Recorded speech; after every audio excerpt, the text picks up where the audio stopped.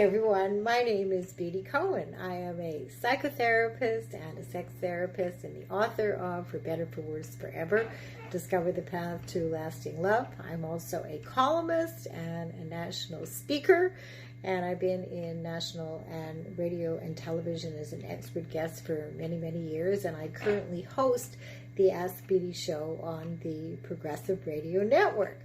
So the real question is, how are we doing in the world of relationships? Well, the answer is not very well. And what I see in my practice, in my private practice in New York City and in East Hampton, that we're looking at divorce rates for first marriages of 48%, 67% of couples marrying for the second time, their relationships end in divorce. And people are very surprised to hear this, but 73% of couples who are marrying for the third time end up in a divorce court in front of a judge. So what is it that's really going on? And I guess the real question is this: are you frustrated with relationships in your own life that are going nowhere, and tired, really tired of always ending up with Mr. or Ms. Wrong? And of course, the real question is, are there things that you would like to do to change that kind of trajectory?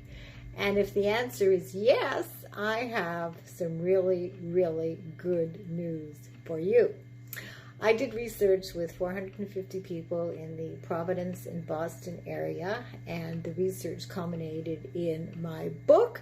And the book is about my 10-step fail-safe formula, and it's been used by thousands of people around the world, that teaches us all how to assess, yes, assess, who's right for you and who's wrong for you before committing to any serious relationship. In this formula, I wish I'd had the formula when I was starting, when I was 20 years old. This formula really changes the way that we look at relationships forever. It educates and empowers, and above all, it keeps us safe. But over and above the formula, I have discovered two other things that we all need to do if we're never going to make a mistake in love again. Number one, each of us needs to be in a good place emotionally, psychologically, and psychiatrically, and we have to be willing to acknowledge and address and resolve as best as we can issues stemming from our own family of origin, whether or not we're talking about abuse of various different kinds, sexual abuse, verbal abuse, substance abuse. We need to be willing to deal with our own depression and anxiety, because as I used to tell my daughter when she was a little girl, the relationship needs to be the icing on the cake. We need to be the cake. We need to be solid, and we need to be in a good place.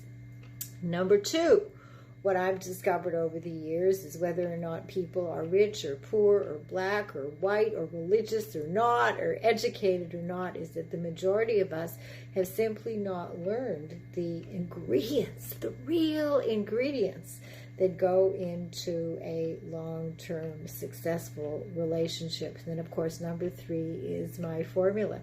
So my question to you is that are you really willing to do this work so that you are going to be one of the happy and healthy people who are going to find yourselves in relationships where you are never going to make a mistake in love again? So the real question is, are you on board? And I hope your answer is yes.